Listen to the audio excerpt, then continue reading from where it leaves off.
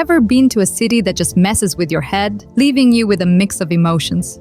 Well, Los Angeles, the city of dreams, turned out to be quite the head-scratcher for me.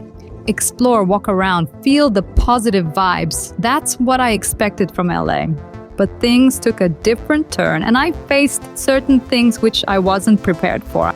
I might be wrong, and those are just my personal thoughts and feelings, so just better skip it if you are a die-hard fan of LA. Oh, Professor! Oh!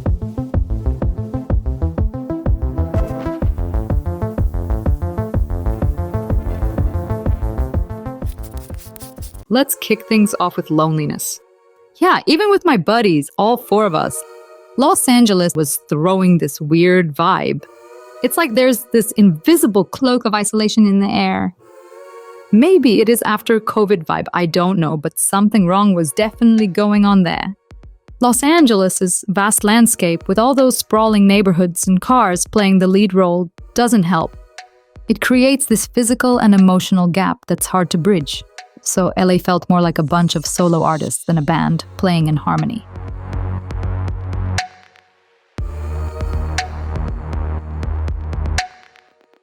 As we wandered through the streets, I couldn't help but long for those impromptu conversations with strangers, the kind that can make a new city feel like home. But in LA, it was a rare sight. It's not that people were unfriendly. It just seemed like they were wrapped up in their own bubbles, each person chasing their version of the American dream. So, in a city that's often glamorized and celebrated in popular culture, I found a sense of loneliness that was hard to shake off. It's a reminder that even in the most vibrant places, we can still feel disconnected, searching for that human connection that makes traveling truly meaningful.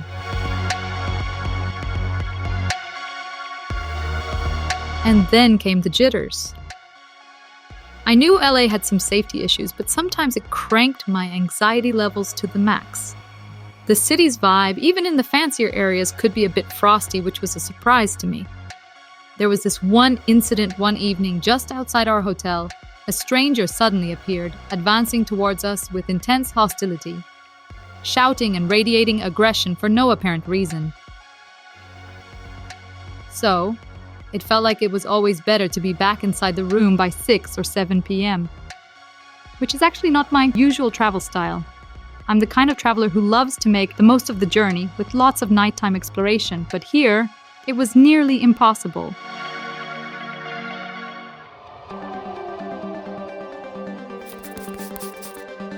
Now, let's talk about getting around in this city.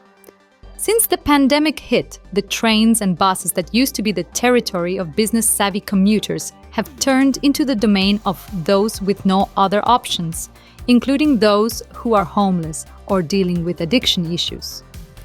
The situation has taken a turn for the worse. Reports of assaults and robberies have become more common on public transit, which is not the kind of news you'd like to hear when you're considering using it as your means of getting around.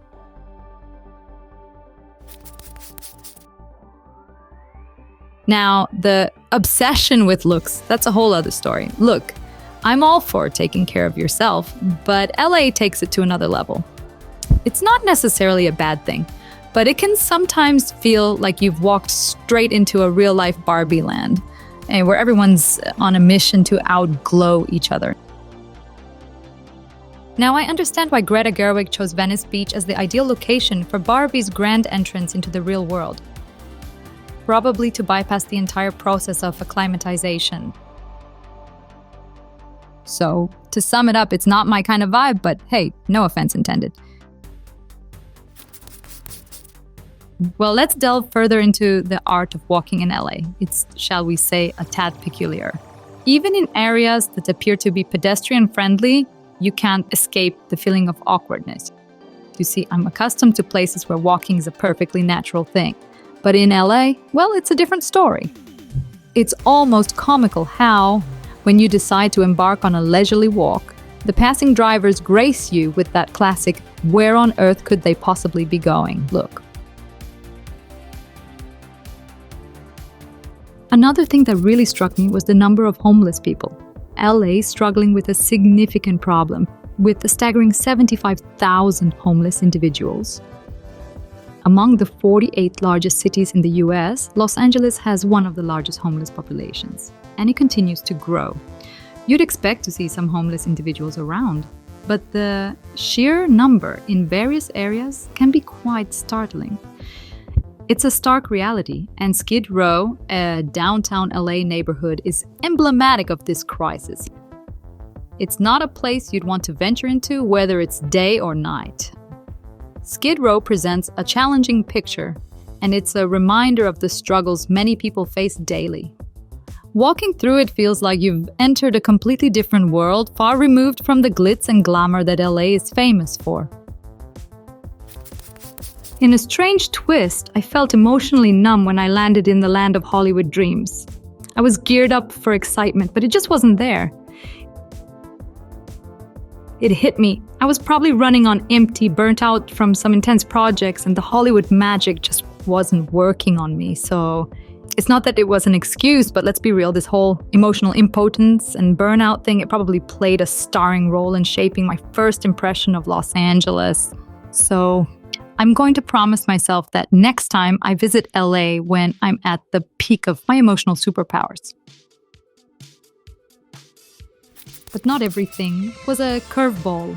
I've got to say, Six Flags was a blast, even though it was packed to the brim when we visited. Of course, how could I forget Universal Studios? It's like stepping into a whole new world of cinematic wonder. The rides, the shows, and the movie magic, it's an adventure that's hard to beat.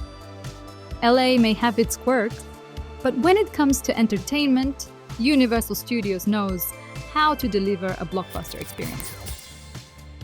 Then there's the Griffith Observatory. The sunset view from there, it's nothing short of magical. The way the sky transforms into a canvas of colors, it's simply something you've got to witness. But one spot that truly captured my heart, the Venice Canal's walkway. Those quaint houses, charming as can be, and the canals with boats gliding along, it was like a picturesque postcard brought to life. The only place where it genuinely felt okay to stroll around. Though even in this idyllic setting, I couldn't help but feel like I was wandering through someone's impeccably manicured backyard. I mean, the temptation to stare at every adorable house and garden was almost too much to resist. So, did I like LA? Well, the truth is, not really, but I'm open to giving it another shot. Perhaps with time, circumstances, or a different perspective, my impression could change. Now, I'd love to hear from you. What's your take on LA? Do you have any recommendations or favorite places you'd suggest visiting? Or maybe you've got some intriguing LA stories of your own to share. Feel free to drop your thoughts in the comments below, and until next time, safe travels!